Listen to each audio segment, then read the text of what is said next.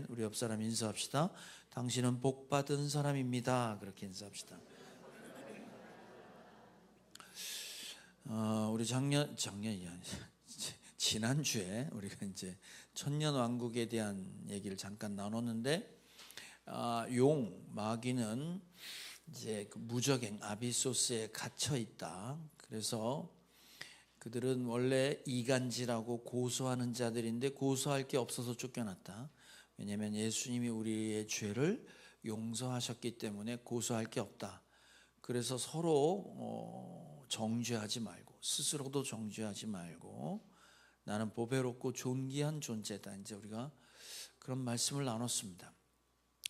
자, 오늘은 이제 그 천년 왕국에 대한 자세한 내용들이 4절, 5절, 6절에 이제 설명되어 있는데, 보면 뭐라고 되어 있냐면, 하늘 보좌, 눈을 들어 보니 하늘 보좌에 사람들이 앉아 있었다 그래요.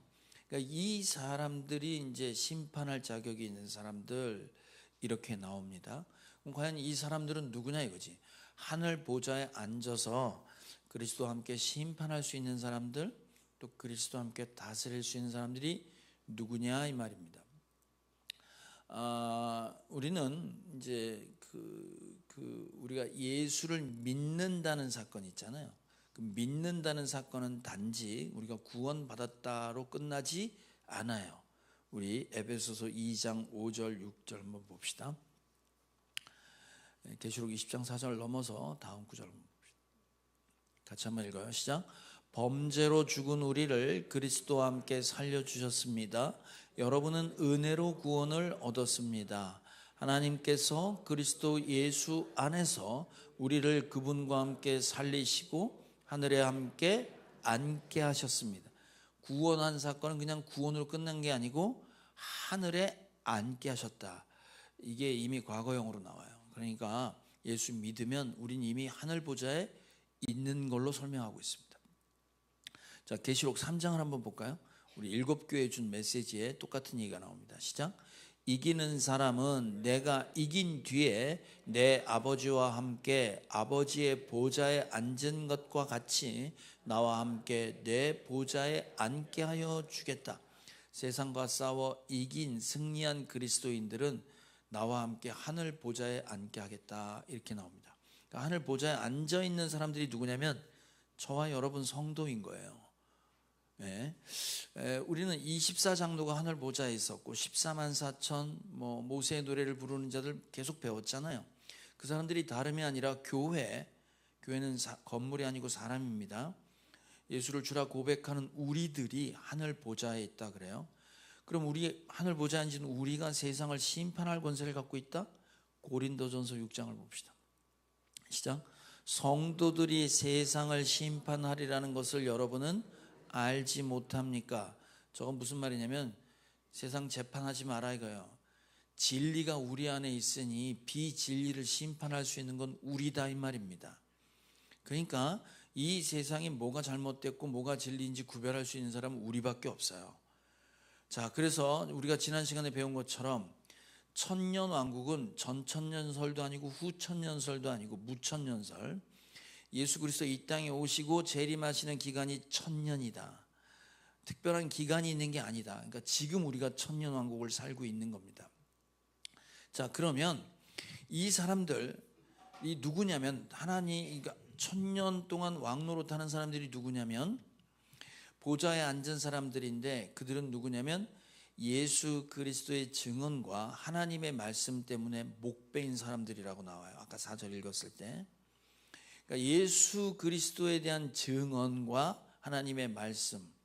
그럼 예수님에 대한 증언이 있잖아요. 예수님에 대한 증언. 그러면 여러분은 예수님을 뭐라고 이렇게 남들한테 얘기해줘요? 네? 오늘 용진이가 얘기했잖아요. 간증을 하면서 나에게 하나님은 기도 응답하시는 분입니다 라고 얘기하잖아요. 그죠? 들으셨잖아요. 증언이란 말이야. 자기가 분명히 경험하고 자기가 알고 있는 걸 간증은 나의 스토리, 나의 얘기를 하는 거야. 간증이 예수님이 이런 분입니다 하고 얘기한단 말이에요.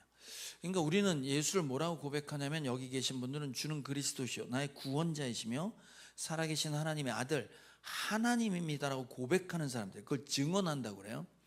그러니까 이 세상에서 예수님이 하나님이에요 라고 하는 것 때문에 박해받았다 이 말이지. 또 예수님 스스로가 자신을 증명한 말이 있습니다. 증언한 거. 나는 세상의 빛이다. 나는 생명의 떡이다. 나는 선한 목자다. 나는 부활이요 생명이다. 나는 길이요 진리요 생명이다. 이런 얘기 들어보셨죠? 한번 복습하고 한번 가볼까? 요한복음 6장 한번 봐요. 자, 이게 예수님이 스스로 왜 그 구약에 보면 출애굽기에 보면 하나님 누구세요? 그랬더니 나는 스스로 있는 자다 그랬죠. 그런 거 나와요. 그게 이제 I am who I am. 이게 나는 무엇이다가 하나님을 증명하는 방식이에요. 신약에 오면 예수님이 에고에임이라고 그래서 I am 하고 나온 건 하나님을 설명할 때 쓰는 관용구예요. 예수님이 7번 얘기하셨어요 이거를. 그러니까 예수님 스스로가 증언한 거지. 나는 이렇다 이 말이에요. 자, 같이 읽어요. 시작.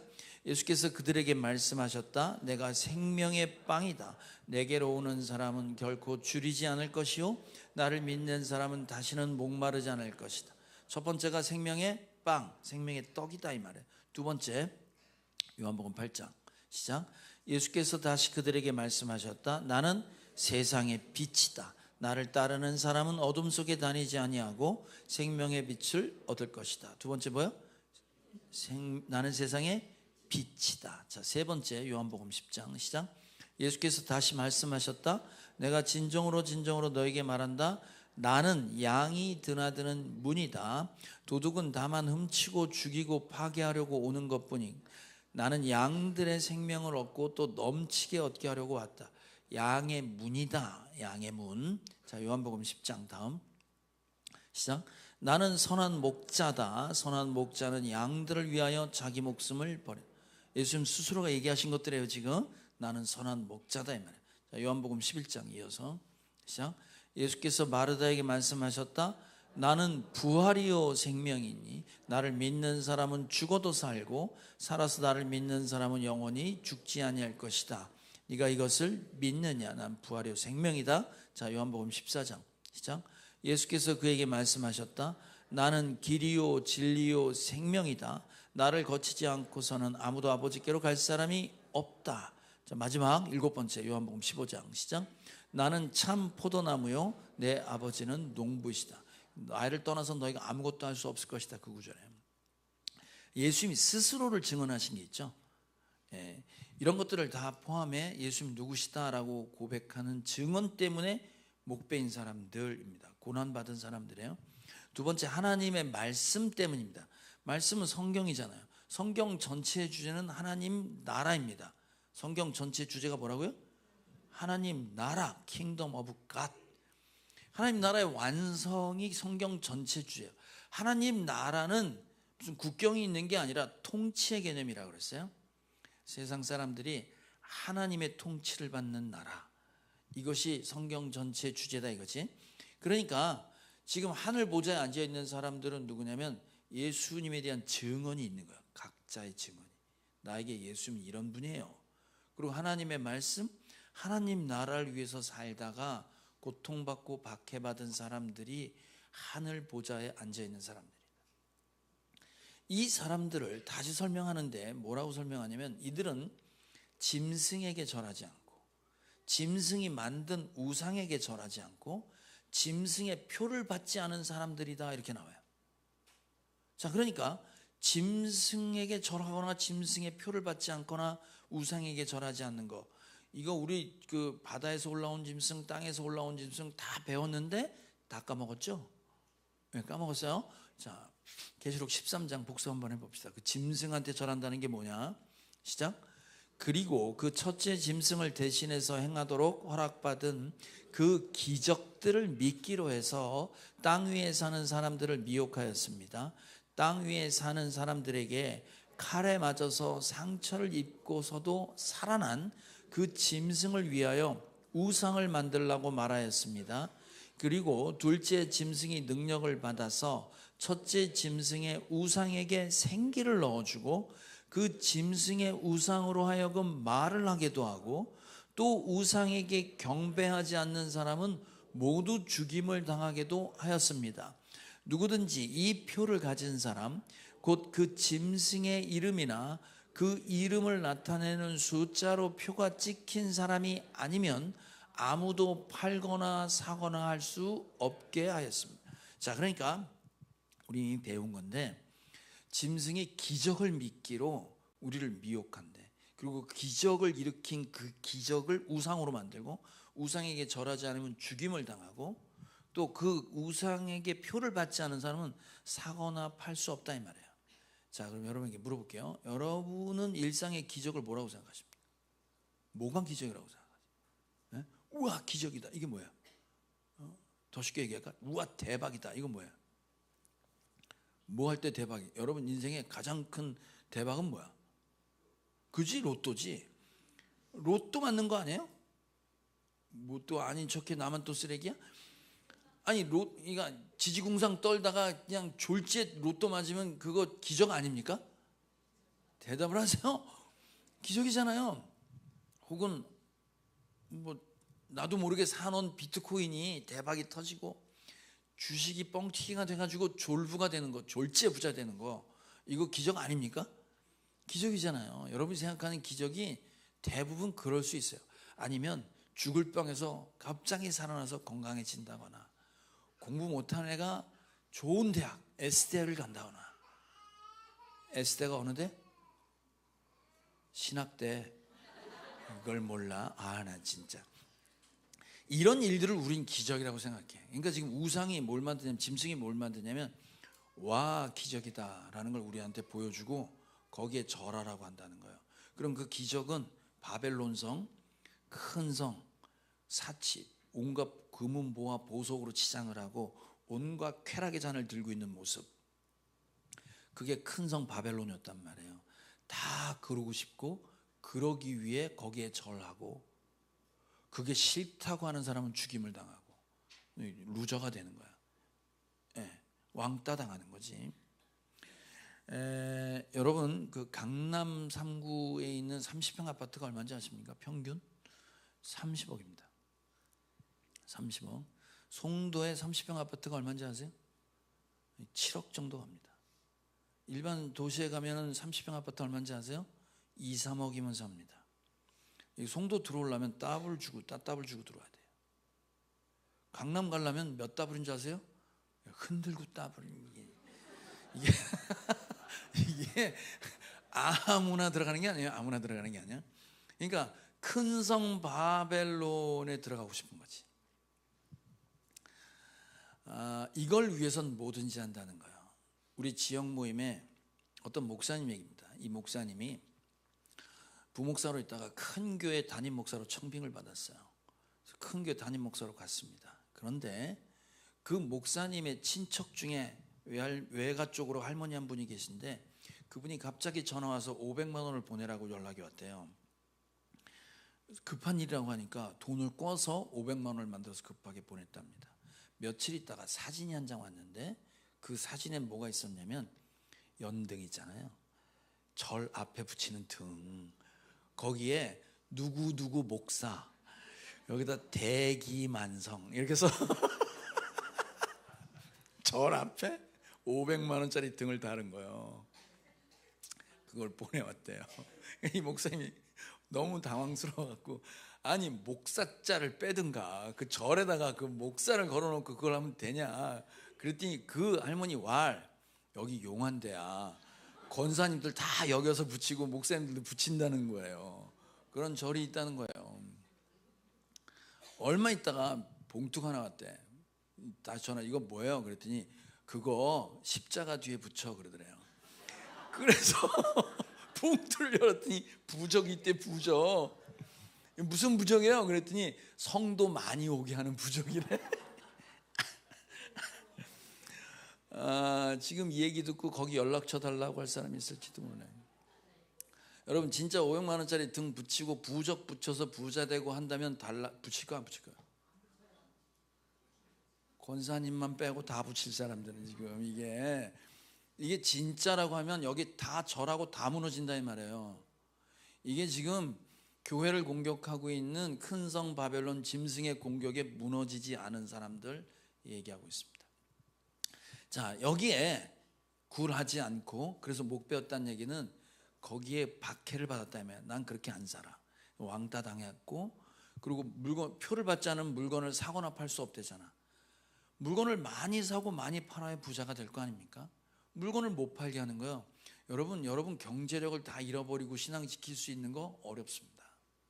예? 내가 이 신앙 버리는 대신에 큰 돈을 벌 수 있다. 이거 얼마나 큰 유혹인지 아십니까? 여기에 다 넘어갔다 이 말이에요. 이게 넘어가지 않으려고 끝까지 지켰던 사람들이 누구냐면 첫째 부활에 참여한 사람들이에요. 이 첫째 부활에 참여한 사람은 둘째 사망이 해를 끼치지 못한대. 자, 다시 한번 읽어볼게요. 20장 5절 시작.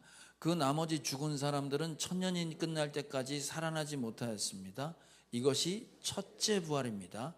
이 첫째 부활에 참여하는 사람은 복이 있고 거룩합니다. 이 사람들에게는 둘째 사망이 아무런 세력도 뿌리지 못합니다. 자, 이게 이제 보면 첫째 부활이라 이 말이에요. 첫째 부활이란 말은 둘째 부활이라는 게 있다는 거 없다는 거야. 있다는 거지. 둘째 사망에 해를 끼치지 못한다는 건 첫째 사망이 있다는 거 없다는 거야. 있다는 겁니다. 그러니까 오늘 지금 성경을 보면 부활도 두 번 있고요. 첫째 부활, 둘째 부활.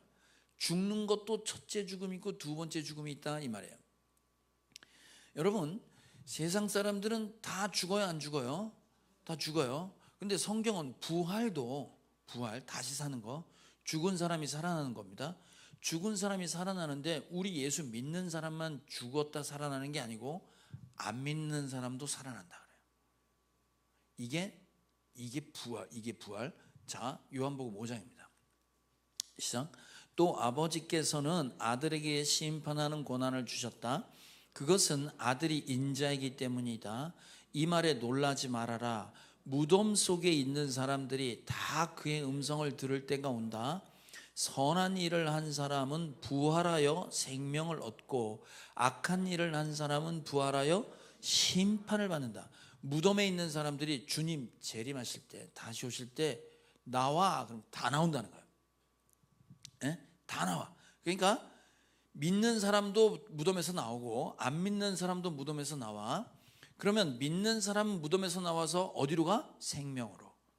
안 믿는 사람은 어떻게? 부활하여 지옥으로, 영원한 심판의 자리로 간다 이 말이에요. 따라서 믿던 안 믿던 다 부활해. 이걸 뭐라고 하냐면 두 번째 부활이라고 그래요. 뭐라고 한다고요? 두 번째 부활이야. 그럼 첫 번째 부활은 뭐냐? 이거 첫 번째 부활. 그럼 아까 첫 번째 부활에 참여한 사람은 복이고 거룩하다고 그랬죠. 그게 이제 하늘 보좌에 앉아서 1000년 동안 다스리는 사람들이에요. 이게 첫째 부활을 경험한 사람들이다 이 말이지. 그럼 첫째 부활은 뭐냐? 영적인 부활이에요. 뭐라고요? 영적인 부활. 자, 우리 믿는 거를 다시 살았다고 한단 말이에요. 자, 에베소 아까 읽었던 2장 5절을 다시 한번 볼게요. 시작. 범죄로 죽은 우리를 그리스도와 함께 살려주셨습니다. 여러분은 은혜로 구원을 얻었습니다. 구원받은 걸 뭐라 그래요? 죽음에서 생명으로 옮겨갔다고 그러잖아요. 죽었는데 살려놨다 이 말이에요. 그럼 우리가 뭐 시체였다가 다시 난 게 아니잖아. 멀쩡히 그냥 살아있다가 예수 믿은 거잖아요. 이걸 뭐라고 하냐면 영적인 부활. 하나님에 대하여 죽어있던 자가 성령을 통하여 하나님에 대하여 살아있는 다 죽었던 영이 살아나는 거. 영적인 부활을 얘기해요. 그러니까 예수 믿는 건 영적으로 살아나는 거야. 하나님에 대하여 반응하고 살아있는 사람들이 첫째 부활을 경험한 사람들이에요. 그게 우리라는 말이죠. 예. 자, 그러면 사망은 아까 둘째 사망이 첫째 부활에 참여한 자를 해치 못한데, 그러면 사망도 두 가지가 있다는 건데, 그죠? 그럼 첫 번째 사망은 뭐냐? 첫 번째 사망. 여러분이나 저나 죽어요, 안 죽어요? 다 죽지. 믿는 사람도 죽고 안 믿는 사람도 죽지. 그래서 다 죽어. 장례식장에 다 갈 거 아니에요, 우리가? 자, 그러니까 사람은 누구나 다 죽는단 말이에요. 자, 요한복음 3장. 뭐야 이거? 그 뒤에 히브리서 9장. 같이 읽어볼게요. 시작. 사람이 한 번 죽는 것은 정해진 일이요, 그 뒤에는 심판이 있습니다. 한 번 죽는 거. 누구나 다 죽어요, 그죠? 누구나 다 죽는단 말이에요. 이게 첫째 사망이에요. 둘째 사망도 있다고 그랬죠 아까. 둘째 사망이 첫 번째 부활한 사람에게 해를 끼치지 못한다 그랬어요. 자, 둘째 사망은 뭐냐? 계시록 20장 14절에 설명하고 있습니다. 시작. 그리고 사망과 지옥이 불바다에 던져졌습니다. 이 불바다가 둘째 사망입니다. 그러니까 지옥불, 그 지옥불이 거기 들어가는 걸 둘째 사망이다 이 말이에요. 자, 그러니까 정리 좀 해봅시다. 믿는 사람은 부활을 몇 번 할까?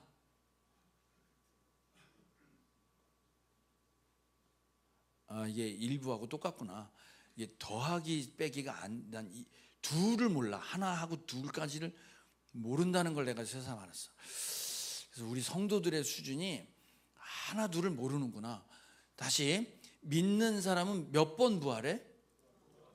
두 번. 첫 번째 부활은 영적으로 부활하고, 두 번째 부활은 생명으로 가기 위해 주님이 오실 때 몸으로 부활하는 두 번의 부활을 해요. 안 믿는 사람은 몇 번 부활해? 한 번 부활해. 심판으로 가기 위해서 한 번 부활해. 그러면 믿는 사람은 몇 번 죽어? 주여, 한 번 죽어요. 한 번. 그럼 안 믿는 사람 몇 번 죽어? 두 번 죽어요. 정리 좀 해봅시다.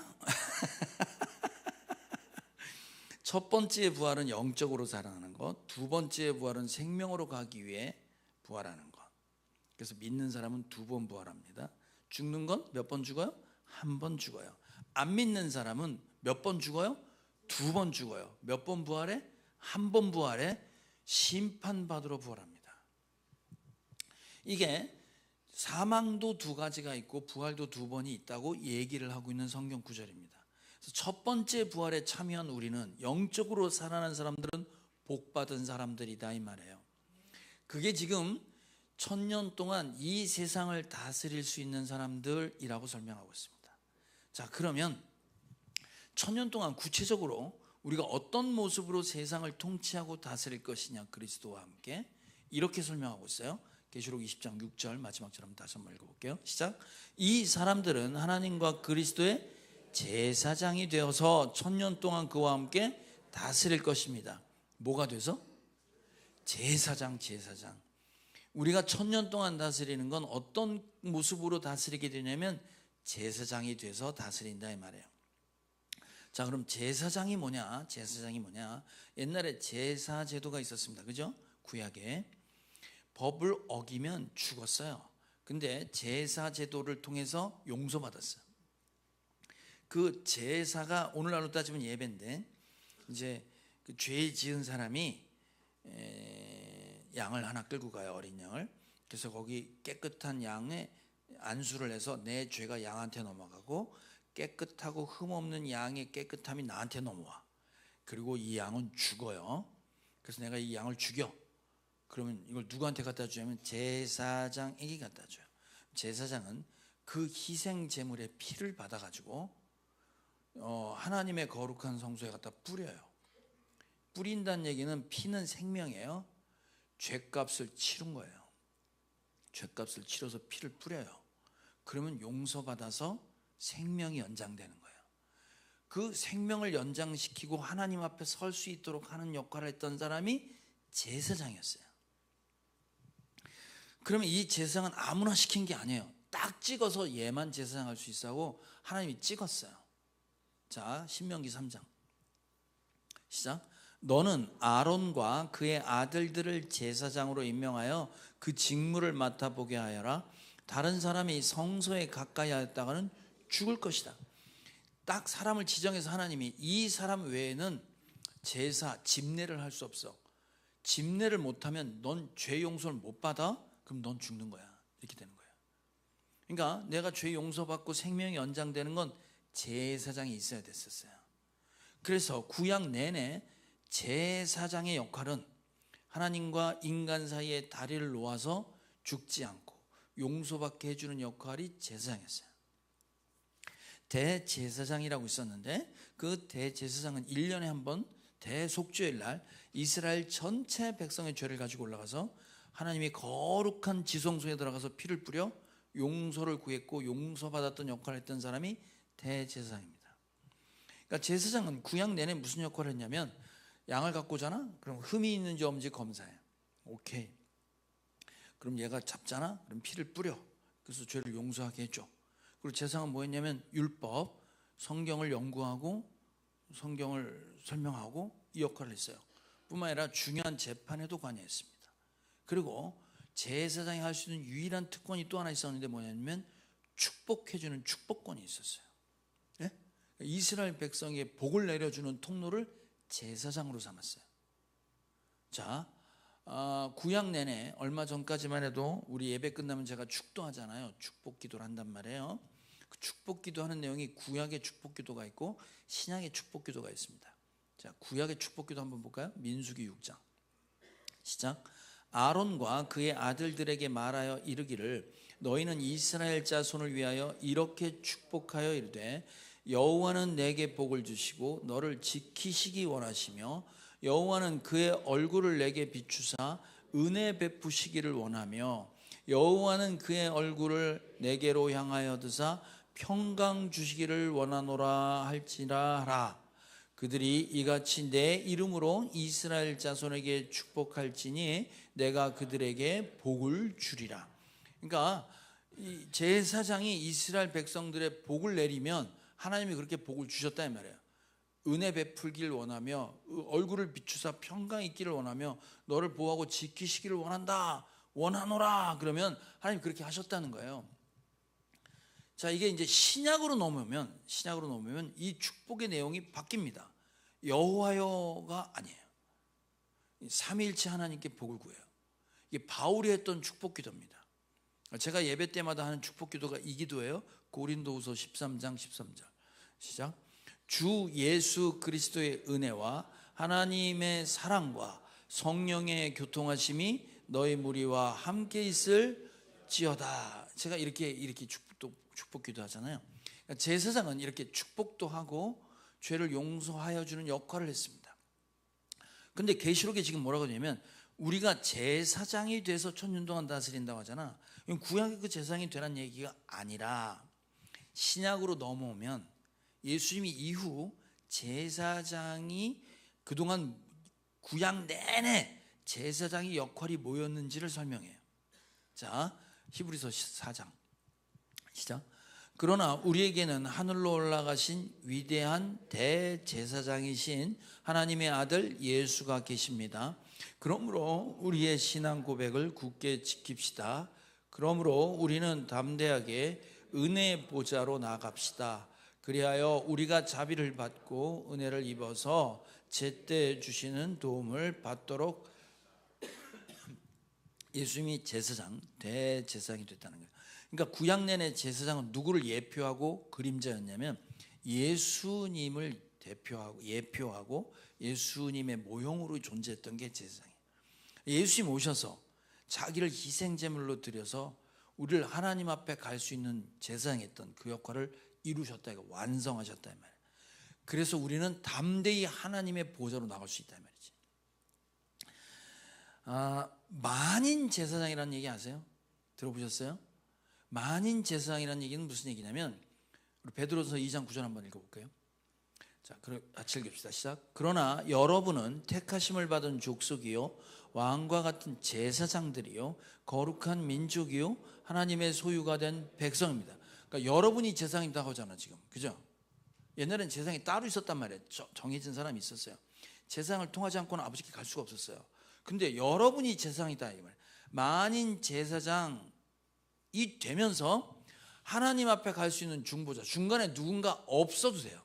그냥 하나님 아버지 하면 우리가 바로 갈 수 있습니다. 여러분 지금 우리 용진이가 기도한 거 응답하셨다고 그랬잖아요. 여러분 만약에 하나님 아버지하고 눈 딱 떴는데 앞에 하나님이 딱 버티고 있어봐, 아마 다 죽을걸? 지금 얘기가 그 얘기예요. 우리가 감히 죄를 갖고 있으면서 지금도 쓰레기로 살지만 감히 하나님 아버지 하고 부르면서 그 하나님 앞에 우리가 설 수 있고 그 하나님이 내 기도를 들으신다 이 말이에요. 여러분 하나님이 지금 우주 이 수백억 광년 저 완전히 다른 차원에 계신 그 어떤 존재가 내가 하나님 아버지 하는 순간 내 앞에 계시단 말이에요. 이렇게 할 수 있는 게 예수님이 제사장 역할을 감당하셨기 때문에 너도 제사장이다, 왕 같은 제사장이다 이렇게 말씀하고 계시는 거예요. 자, 그래서 이 신약 시대에 넘어오면 우리 보고 제사장이 되라, 이 말은 우리 보고 제물이 되라. 그래서 여러분, 우리가 예수 믿는 거 교리를 설명한 다음에 로마서에 믿는 사람이라면 이래야 돼라고 했던 12장에 오면 너를 산 제물로 드려라 그러지. 예수님이 제물로 되셨잖아요. 제사장 역할 하신 거지. 우리 보고도 그 역할을 하라는 거예요. 자, 로마서 12장 한번 읽어볼까요? 시작. 그러므로 형제들아, 내가 하나님의 모든 자비하심으로 너희를 권하니 너의 몸을 하나님이 기뻐하시는 거룩한 산 제물로 드려라. 이는 너희가 드릴 영적 예배니라. 여러분이 이 시대를 풍조를 본받지 말고 마음을 새롭게 함으로 변화를 받아서 하나님의 선하시고 기뻐하시고 완전하신 뜻이 무엇인지 분별하도록 하십시오. 자, 보세요. 우리가 제사장으로 산다는 건 나를 제물로 드리는 거야. 제사에 그 역할을 했으니까 제물로 드리는 걸 설명한 게 뭐냐면 하나님의 뜻을 분별하며 뜻대로 살아가는 걸 제물로 드려지는 삶이라는 거지. 그러니까 우리가 제사장으로 산다는 건 하나님의 뜻을 우리의 삶 가운데 이루며 사는 것을 제사장으로 살아가는 것이라고 설명하고 있는 거예요. 그럼 하나님의 뜻은 뭐냐? 하나님의 뜻. 하나님의 뜻은 정확하지. 요한복음 6장에 예수님 직접 말씀하신 거예요. 시작. 나를 보내신 분의 뜻은 내게 주신 사람을 내가 한 사람도 잃어버리지 않고 마지막 날에 모두 살리는 일이다. 또한 아들을 보고 그를 믿는 사람은 누구든지 영생을 얻게 하시는 것이 내 아버지의 뜻이다. 나는 마지막 날에 그들을 살릴 것이다. 내게 주신 자를 반드시 살려내는 게 아버지의 뜻이다. 오늘 용진이가 고백했잖아. 7명 데리고 실험했는데 5명이 성령 받았다며. 네? 이게 아버지의 뜻이다 이 말이에요. 그러니까 우리가 살아가는데 예수의 증언, 예수님 이런 분이에요 라고 여러분이 얘기하는 거. 네? 예수 아니면 답이 없잖아요. 그거 얘기하는 거예요. 자, 문제는 뭐냐면 복음을 전했는데 저쪽에서 뭐라고 하냐면 이렇게 얘기하는 거예요. 너나 잘 믿어 인마. 그런 하나님 같은 믿지 않어. 이렇게 반응할 수 있단 말이지. 무슨 말이냐면 예수님 내 질그릇에 보배 진리를 품었어. 그걸 전달을 하고 싶은데 전달하는 내 삶이 엉망이잖아요. 그럼 그게 있는 그대로가 전달되기 어렵습니다. 맞아요, 안 맞아요? 한 송이 국화꽃을 피우기에 그다음 뭐야? 봄부터 소쩍새는 그렇게 울었나 보다. 그다음 뭐지? 한 송이 국화꽃을 피우기에 천둥은 먹구름 속에서 그렇게 울었나 보다. 몰랐지? 누가 쓴 건지 알아요? 미당 서정주 시인이 쓴 글입니다. 여러분 다 아시는 시예요. 이 시가 좋아요, 안 좋아요? 좋잖아요. 감동을 주잖아요. 근데 그거 아세요? 서정주가 친일파인 거? 히로히토에게 뭐라고 했냐면 시를 썼는데 히로히토는 살아계신 하느님이다 이렇게 썼어요. 징용은 우리들의 영광이다 그랬습니다. 우뚝 솟은 무등산같이 굳건하신 각하 전두환 이런 시를 썼습니다. 여러분 이걸 알고 나면 그 시가 그 전에 알았던 시로 깨끗하게 들리기가 어려울 수 있습니다. 맞아요, 안 맞아요? 맞아요. 그래서 우리에겐 뭐가 필요하냐면 이 예수님 닮아가는 우리들의 변화된 삶이 필요합니다. 그걸 뭐라고 해? 성화라고 하고, 그러니까 우리 청년들 성령 충만한 성령의 열매들이 맺혀지는 그런 게 필요하다 이 말이에요. 자, 우리 마지막 구절 갈라디아 2장을 한번 봅시다. 갈라디아 5장 같이 읽어보시죠. 그러나 성령의 열매는 사랑과 기쁨과 화평과 인내와 친절과 선함과 신실과 온유와 절제입니다. 이런 것들을 막을 법이 없습니다. 그리스도 예수께 속한 사람은 정욕과 욕망과 함께 자기의 육체를 십자가에 못 박았습니다. 우리가 성령으로 삶을 얻었으니 우리는 성령이 인도해 주심을 따라 살아갑시다. 우리는 잘난 체하거나 서로 노엽게 하거나 질투하거나 하지 않도록 합시다. 그럼 성령의 9가지 열매, 사랑, 기쁨, 평화, 온유, 친절, 절제, 이거 전부 다 합해서 맨 마지막 구절을 보면 뭐라고 되어 있냐면, 그거를 일상에 풀어내잖아요. 그럼 뭐라고 하냐면 잘난 체하거나 열받게 하거나 질투하지 말아라 이 말이에요. 성령 충만한 복음을 전할 수 있는 사람이 누구냐면 잘난 체하는 사람 안 된다 이거야. 열받게 하면 안 돼. 질투하면 안 된다는 거예요. 여러분, 제가 이번에 제주도 가서 중국 선교할 때 여러분 잘 안 믿기시겠지만 거기 있는 모든 사람들이 저를 너무너무 좋아했어요. 벌써 재수없다는 얘기는. 진짜였어요. 너무 좋았고, 그 밥 먹는데 그 자매들이 와갖고 목사님 너무 좋다고 막 그러는 거야. 그래서 내가 뭐라 그러냐면 농담처럼 던졌어요. 나 싫어하는 사람 내가 못 봤어 그랬어요. 잘난 척을 했지. 어깨 뽕 들어가서. 그때 이 통역이 바로 뭐라고 통역했는 줄 알아? 통역도 안 하고 재수없어 그러는 거예요. 여러분 보세요. 아무리 내가 좋은 일을 하고 아무리 뭘 베풀어도요, 그거 잘난 체하잖아요. 다 말아먹는 겁니다. 맞아요 안 맞아요? 맞아요. 잘난 체하면 그렇습니다. 뚜껑 열리고 열받게 하고 노여워하지 마세요. 뭘 얘기를 하고 무슨 일을 하는데 다 열받아 있어. 그거 아니란 말이에요. 질투, 남 잘 되는 꼴을 못 보는 거지. 이게 성령 충만한 사람은 이렇게 나오지 않는다는 거예요. 여러분, 명품 매장을 혹시 가보셨나요? 명품 매장에 직원이 있습니다. 물건을 파는 사람이잖아요. 그럼 물건을 파는 사람이면 지가 명품은 아니잖아. 그냥 명품을 파는 사람이잖아. 근데 손님을 가린다? 그리고 손님을 이렇게 무시해. 뭐 허름한 옷 입고 가면 너 같은 게 뭘 사겠냐고 아예 구경도 안 시켜주고 출입도 못하게 하고 이런단 말이에요. 여러분 생각해봐요. 이거 정말 웃기는 얘기 아니에요? 아니 너나 나나 똑같은 놈인데 네가 물건을 파는 거지. 그럼 지금은 살 형편이 못 되는 것처럼 보여도 이 명품을 그 사람이 갖기를 원하면 구경도 시켜주고 설명도 해줘서 언젠가 살 수 있도록 해주는 게 맞잖아요. 그렇죠? 그런데 이거를 너 같은 놈은 이거 가질 자격 없으니까 갖지 마. 우리가 예수님을 전하는데 이렇게 갑질할 수 있다고요. 저 왼수는 믿으면 안 돼. 이 좋은 건 나만 누려야 돼. 넌 오지 마. 어떤 목장은 자기네 목장 올라면 가입비가 몇백만 원 내야 들어올 수 있다나? 나 이런. 아니 목장이 좋으면 같이 좀 나누면 되는데 가입비 받는데 이제 다 받아라. 보세요. 이게 저 왼수가 천당 가면 내가 불편한 거야. 교회 올까봐 겁나서 복음을 못 전한다. 이게 말이 되냐고 이게. 에? 자기 속색이는 남편이 교회 오면 내가 망신당할까봐. 그런 분들 많아요. 지금. 그래서 보세요. 우리는 어느 순간부터 우리 교회가 어느 순간부터 말입니다. 우리가 가정교회를 하면서도 가정교회를 하는 교회들을 섬기기 시작했습니다. 그죠? 선교도 올해부터 시작을 했지만 이게 이 복음이 들어가기 어렵고 신앙생활 어려운 환경에 있는 목회자들을 섬기기 시작했어요. 뭔가 주기 시작했단 말이에요.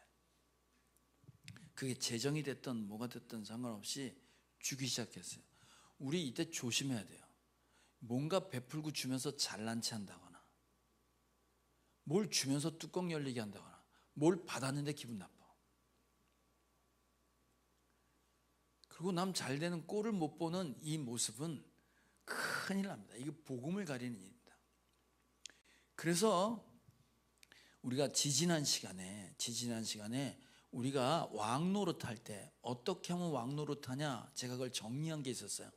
기억 안 나시겠지만 벌타피가 공짜 기억나세요? 벌타피가 벌이 뭐냐면 벌어서 남 주는 거예요. 열심히 벌어서 남 줄 수 있는 거예요.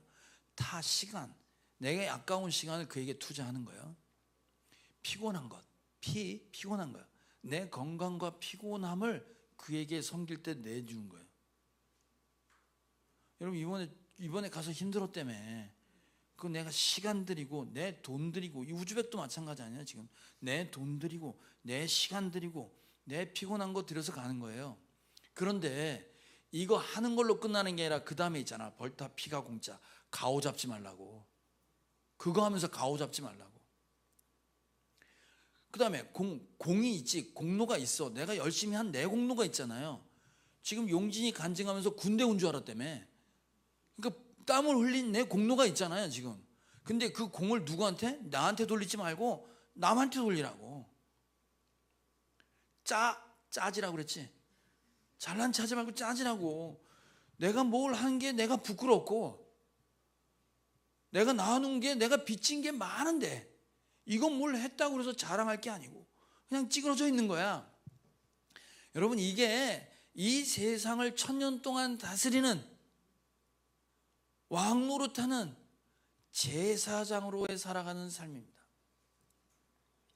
여러분, 도와달라는 내용 되게 많습니다. 돈도 도와야 되고요, 뭣도 도와야 됩니다. 여러분, 근데 그거 아세요? 바울이 꿈을 꿨는데 마케도니아, 저 유럽에 있는 사람들이 꿈속에 나타났어요. 그래서 뭐라고 하냐면 날 좀 도와줘 그러는 거예요. 바울은 그걸 어떻게 해석했냐면 우리에게 복음을 전해줘 이렇게 들었습니다. 여러분, 갖고 있는 문제가 되게 많습니다. 관계적인 문제든 경제적인 문제든 학업의 문제든 뭐의 문제든 그 모든 문제의 핵심은 그가 진짜 예수님 만나면 다 해결됩니다. 맞아요, 안 맞아요? 그건 다 되는 거예요. 그걸 일일이 다 주려고 하지 말고, 그것도 필요하지만 진짜 중요한 건 예수 믿게 하는 거잖아요. 그럼 진짜 모든 것에서 자유로울 수 있잖아요. 그게 제사장으로의 살아가는 삶입니다. 저와 여러분, 잘난 체 하지 말고 열받게 하지 말고 시기 질투하지 말고 진짜 영혼을 살려내는 저와 여러분 되길 주님의 이름으로 축복합니다. 우리 찬양합시다.